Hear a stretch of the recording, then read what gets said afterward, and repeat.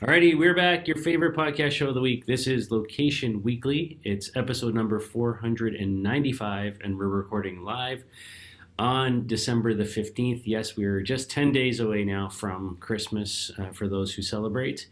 Um, so, winter is upon us. We've had a little bit of snow up here in Toronto, but it's all gone. It's all melted. It's back to green grass again. And that's how it goes these days with all this climate change and whatnot up here. So, how's things down there, Brianna?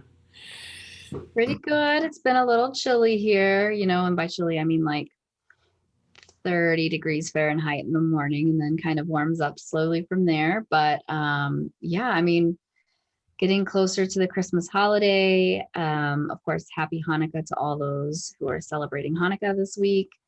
And yeah, it's different because I just feel like I'm at home all the time, and Christmas shopping is really just online ordering these days, mostly. So but I'm looking forward to some downtime and some family time, and just all the magic that you have with, especially with little kids this time of year. So that's about all that's going on in my life. Nothing too crazy or exciting. How about you?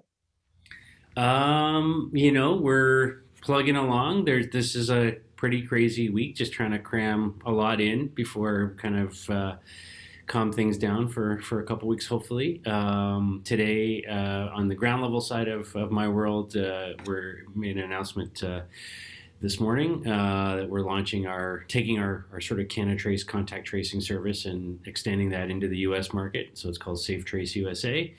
So that's kind of exciting. And yeah, I mean, we're just continuing to move along, and family's good and healthy, and vaccines are starting to go, and we'll see how that goes. Like I guess there's a little bit of hope and optimism, and out there. And I was just reading on the weekend about this what I guess they call it the Christmas star that's coming on the equinox that week. I don't know if you've heard about this, but so on, how like December 21st is the sort of the official first day of winter with the equinox, and apparently this year Jupiter and Saturn are like basically coming in alignment for the first time in like 800 years or something.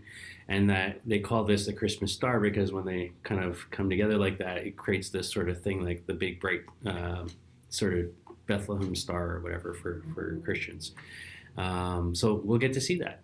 That This sounds amazing. that's I'm kind of excited. hopeful. That's kind of hopeful. Yeah. So mark that on your calendar.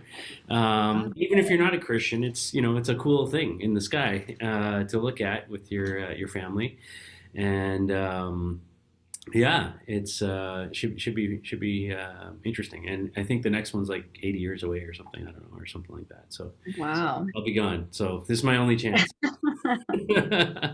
All right. Well, we've Let's got a hope good for a show clear for you. sky. Yeah, we got a good show for you. Four stories that we wanted to cover. Pretty solid in the location-based ecosystem this week. A lot of cool new tech out there, and I'll let Aubriana kick it off. Sure.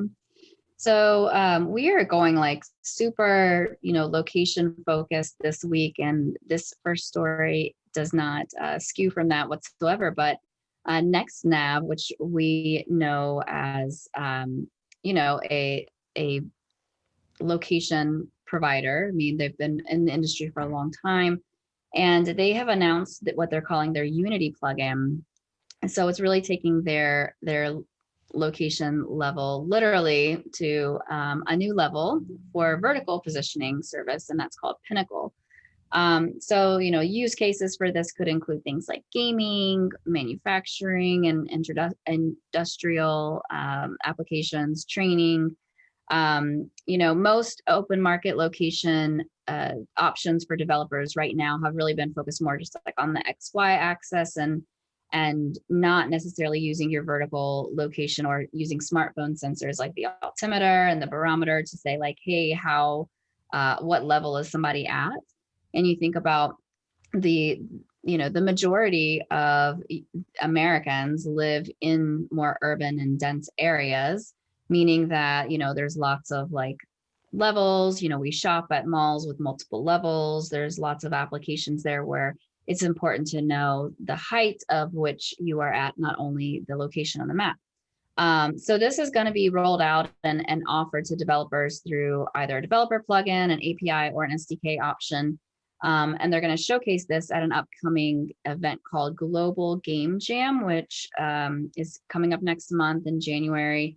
And really, it's a place where a lot of developers come and get together and check out what's the latest technology that they can bake into, some of their games and options like that. So, I've heard of other companies doing this type of technology, implementing this type of technology, but I haven't really heard of any, open options for developers to plug in and utilize. And most of the time it's been more of an SDK focus and not an option from a plugin or API offering. So I think this is really, really cool. I don't know that there's a ton of applications here at the given moment, but I do think of things like, for example, food delivery and understanding better like what level somebody's on, whenever you're coming into like a big condo building, or even, gaming within a mall, if you're having something that, is like a Pokemon Go type of scenario and you want to be able to hide things at multiple levels versus just map points. I think is really, cool applications. And I'm sure that gamers will have lots of options and, creative ideas on how they could use this type of technology. But I do see a lot of functionality within industrial, warehouses, manufacturing, having a better idea of where things are located. When you have all of those different multiple levels of moving parts and boxes and machines, like going to get other pieces of equipment, it could be certainly be applicable there. So I think this is really cool, and it's nice to see NextNav kind of rolling out something that's a little bit more futuristic than some of the technology that's been around for a while. So Yeah, no, I agree with you. I think this is very, very interesting technology. We've in the space of kind of relating this to the indoor location ecosystem, right? Specifically, this has always been one of those challenges, right? In terms of knowing where people are in a building, in the retail context. When you look at shopping malls and things like that, the use of beacons and Wi-Fi and things like that to determine position is relatively commonplace now. But we've always struggled. There's a few companies out there that have done a good job, but in general, the industry's kind of struggled to understand sort of the vertical position, like where somebody is on what floor they're on, and those kinds of things. And yes, more and more now the smartphones are coming with native barometric sensors in the devices that can help you read those things, but applying them to applications, giving developers access to, to that capability to, sort of whether that's building that into games or into retail applications or navigation applications or what have you, we haven't seen a ton of it, sort of really roll out there. And so, yeah, so I'm excited about this. I think I'm not a gamer per se. I would never call myself that. I've never been a gamer, but I can totally see the applications for this. I watch my kid, play video games and all that first person stuff and whatnot, and you can see the applications, right? It makes sense, and I think there's many other applications beyond the gaming industry for this. And yet, as you pointed out, this is a company that's been around for a while. It's not a new player in the industry. It's a mature company in the space. Our good buddy Dan Height is over there now, heading up partnerships as well. So shout out to him on the team over there. And I think there's a ton of opportunity here, and it'll be interesting to see how this plays out as a sort of a new tool, a new capability for the developer community to simply plug in that one line of code with the Unity plugin to kind of unlock those types of capabilities. So, yeah. All right, staying in the world of location services, this one's very interesting. So, an Israeli startup called PointMe, which is came out of a company called Incubate Ventures, which has a number of holdings, but this one is called PointMe. And what it is a new technology that basically takes your smartphone and turns it into a device where you can essentially point and click on any object in the physical world. So in the same way that we interact online, when you go to websites and you click a button, or you click on a tab, or you click on an image, or whatever the case might be, and things, content is returned or engagement happens, they're trying to make the physical world clickable, essentially. So I think this is quite interesting, and some of the early applications that they're speaking to are, in sort of museums and cultural properties and things like that. They've got a proof of concept running right now with one of the leading museums in Europe. And they've teamed up with another group called Acoustic Guide. And so basically, if you've ever been, on one of those audio tours, going through a museum property or things like that, think about the ability to use your phone now and just point at a historical object that you're looking at, or a painting or what have you, and have it tell you or return content coming back, like, from that. So it's kind of like, sort of let's call it a sort of a next generation beyond augmented reality, in a sense, right? Where you can point and click and kind of engage with objects around you. And it can trigger all sorts of content, video synchronization, navigation, positioning. It can do a whole bunch of different things. So I think this is very exciting technology. It can be any object: a billboard, a screen, a building, a statue. It doesn't really matter. I think the potential for this is huge. It's obviously right central in the world of location-based marketing and services, both from a technical point of view and I think from a sort of marketing, retail, content engagement point of view as well. So excited to see where that technology goes. What are your thoughts? Yeah, I think this is really interesting. From hearing this story, my brain's just like the wheels are turning, and I'm trying to think of all the creative applications that could be used here, right? So I don't know if that, it could span beyond more commercial and advertising and informational type plays, but I would love to see, being able to use this maybe for safer cities, or, just access to, or quick access to, I don't know, maybe emergency services or anything that you might need.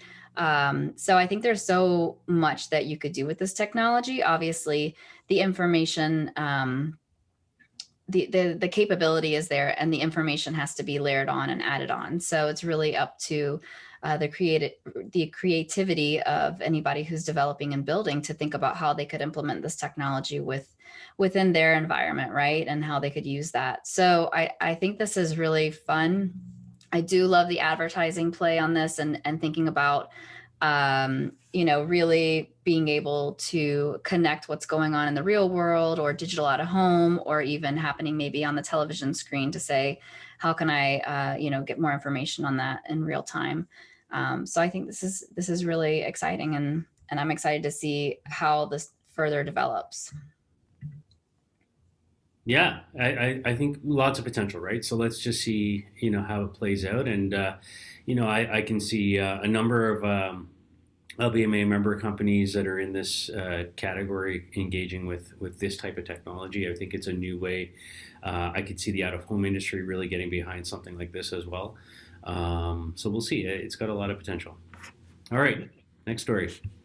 All right, moving on. So this is a new partnership that's taking place between Pointr, which is Pointr, no E, and Comfy, which I don't really know a ton about Comfy. So this is an interesting story, but we know Pointr in the space. They provide indoor location technology, staying on trend here with these stories, and they are partnering with Comfy that provides workplace intelligence. So they are a workplace intelligence platform, and basically, they are jumping on the safety bandwagon, like a lot of other companies are, and trying to figure out how can they make a safer return of employees to the workforce and workplace. And so they've integrated the Pointr location services into the Comfy mobile app, and basically it's using machine learning technology in order and highly accurate indoor positioning in order to help safely sort of navigate employees around the office. So, you know, some of the features that they touted in this story include, you know, letting employees safely move around the office, easy access to health amenities like, you know, temperature stations, hand sanitizers, or PPE equipment, you know, safe wayfinding, things like that, you know, being able to enable like one-way routes, you know, avoiding unsafe zones, you know, all through this mobile experience within this app. So employees can also use the platform, you know, for some more simple things like reserving available desks, finding, you know, available desks that could be reserved, conference rooms, give feedback on, you know, how safe they feel or the workspace environment, submit different requests, you know, and get updates as well on policies, procedures, any, you know, safety guidelines and updates there. So, you know, I think this is an interesting story for me.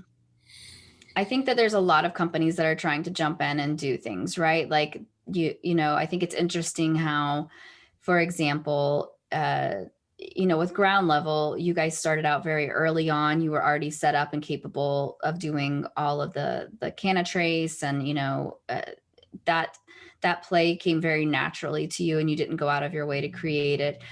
I also see that there's a need to be safe, but I can't imagine myself using an app to navigate around the office. Like, you know, I would know where things are and just be navigating. If I don't feel safe enough to be in an office, I'd probably just continue to work from home, right? So for me, I could only see this being something that would be potentially useful if you're like maybe in a hospital, right? So you're in a hospital, you're trying to navigate around areas maybe that have increased exposure zones or something like that. I could see, you know, having this type of an application, but I just don't see that this is going to be something that has like a high adoption rate and use rate. But I could be wrong, you know, maybe there is more, you know, office spaces that people are going back to work at some point and they say like, I'm only going to feel safe if I had this type of a feature or functionality. I'll put that out there. I could just be thinking about this wrong, but yeah, I mean, it's an interesting play. Again, I think that, you know, maybe having, I think that the basic capabilities about like reserving conference rooms and things like that through an app is great. But all the safety features, like I don't need to navigate myself to some hand sanitizer. So Yeah, thoughts? I think in general, I agree with you. There's a couple things happening that we're seeing, you know, at a global level right now. I think on the one hand, overall, you know, people are working from home more and more, right? And so, you know, sort of the utilization of office space is just way down. I think commercial, space is going to struggle for a long time. We're seeing a lot of that space get converted into Amazon warehouses and all sorts of other things. So there's ways to sort of monetize the space, but as traditional office space, I think, you know, sort of that requirement, first and foremost, I think is just in decline and will be for, you know, the foreseeable future. So I think there's that aspect to deal with. I think the second is that I'm with you. You know, if I go to the office, I know my office space. I don't need to understand how to navigate around it unless it's some, I'm a new student on a university campus or something for the first time, or you know, those kinds of things. So from that point of view, you know, I struggle with the application here.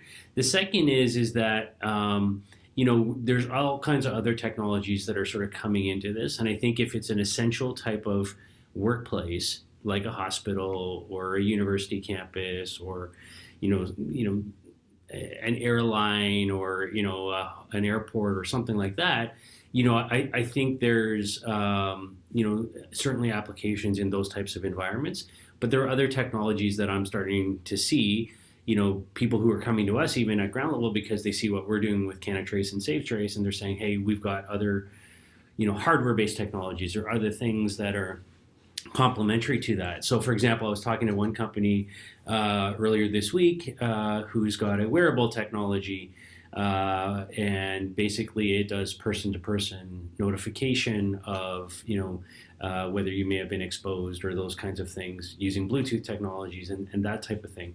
So certainly, there are a lot of people trying different things, and those types of companies, they're working with the employers and they're saying, look, so for example, they've signed a deal, this company I was talking to, with one of the big airlines, and they're like, every employee basically has to have one of these wearable devices, and we can kind of, a la Disney, track where they are, and we know kind of what rooms they've been in and all that kind of stuff, right? So can that be done with apps? Yes, but like any app, driving penetration and installs and all, and updates and all of that, there's challenges, right? So I'm not super excited about this. I think there's some value here. I think in certain instances and applications, I think I can see the opportunity, but I think it's pretty limited. So I'm going to kind of side with you on that one. So Yeah. yeah. All right. Final story now. So we'll jump over to the Czech Republic this time, and SKODA, the big automobile manufacturer that's based over there, has integrated a whole bunch of new location-based services into their vehicles. And so now, if you have certain new SKODA models, basically in the car's infotainment system, you now will have access to location-based offers. And so they're starting only in the Czech Republic initially. Obviously, that's where they're based, and so it's a good place to test with their their vehicles on the streets.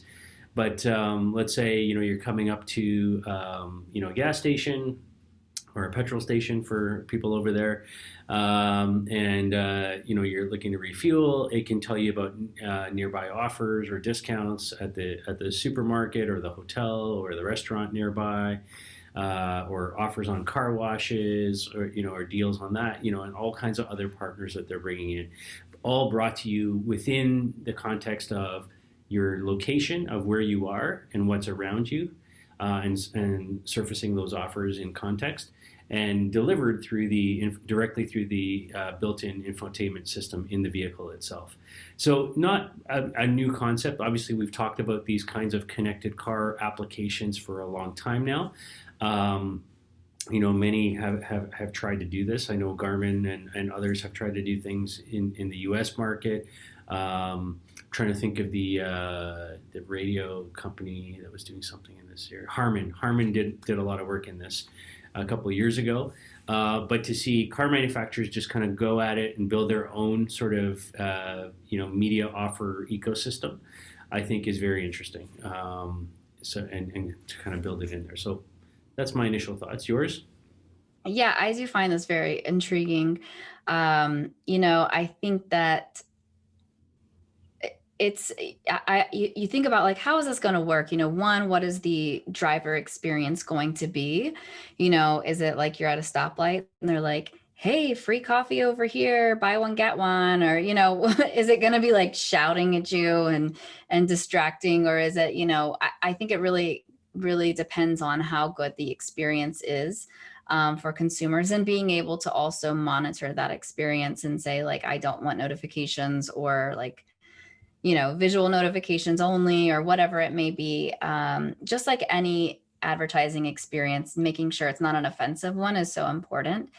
But we've seen this already happening for so long with Waze, for example, right? You've got your navigation, and when you're at a stoplight, you're constantly seeing an ad for a Dunkin' Donuts or a Wendy's or a Taco Bell popping up, or a gas station. And so I think that it can be effective if it's done correctly. What I question is how they will grow the media side of that business, with focus being mostly in car, manufacturing technology built around the actual vehicle itself. It'd be very interesting to see how they're thinking about scaling that, right? Is it something that they go third party and, partner with a company, or they just put all of their available inventory out on the exchange? Like, how are they going to take this to market? So I'm very intrigued by that. But I do think that, more and more, as we see with every type of business, it's about providing new experiences within however you're touching the consumer. So in this case with the cars, how can they provide new consumer experiences and make that better, as well as how can they diversify revenue? So if they can grow additional revenue through advertising, more power to them. So I find this interesting. I want to better understand like what is the user experience. So I can't comment on whether I'm, ho hum about it, but I love that they're thinking about sort of bringing this in house, and how can we create that same experience within our own technology. Yeah, and before we leave it at that, I do wanted to. I was while you were talking, I was pulling up a spreadsheet here because later this week, little plug here for LBMA members out there, we're going to be releasing finally the 2020 Global Research Study. So to give you a little sort of holiday reading, but there's two numbers in the data that I wanted to pull out that are relevant to this story. So a little sort of preview of what will be in the report. But for the first time ever, we always ask within sort of the budget that people have allocated towards location-based marketing and services, what are the subcategories underneath that they're applying their dollars to? Is it going into analytics platforms, or search optimization, or what have you? And for the first time this year, we asked, are you doing work in applying any of that dollars to connected car applications? And surprisingly, maybe not surprisingly if you're SKODA, but 21% of those surveyed said yes, that's where some of their money was going around LBS this year. 21% and this is a global study we do across all regions. So that's pretty significant to see that number pop out. And then the other number that may be interesting as well is we also looked at in terms of non sort of LBS or marketing offers based applications. So 21% on that side. But in terms of the non-marketing applications, 8% of respondents said that they were applying some dollars to navigation and in-vehicle applications as well. So that's on top of the actual sort of offers or sort of advertising aspect of things. And 8%, by the way, that number is strictly for the EMEA region alone, which led across all the regions that we operate in. So there's SKODA right there. It's there's some data to back up what you're doing. And like I said, that report will be out later this week. Awesome. Yeah. So that's it. That's our show for this week. You've been listening to episode number 495 of Location Weekly. We are approaching the big 500. It's a lot of episodes. But if you have story ideas, feedback, please reach out to us. We'd love to hear from you. And feel free to give us some stars, some likes on whichever platform you're consuming this. And of course, we'll be back next week to chat with you again. And pretty soon we're going to have a prediction show, right, Aubriana? I guess so. It's getting to that time, right? Getting to that time. So we'll have to, review what we said last year and see what we think for next year. But anyhow, have a great week, everybody. We'll see you soon. Happy holidays.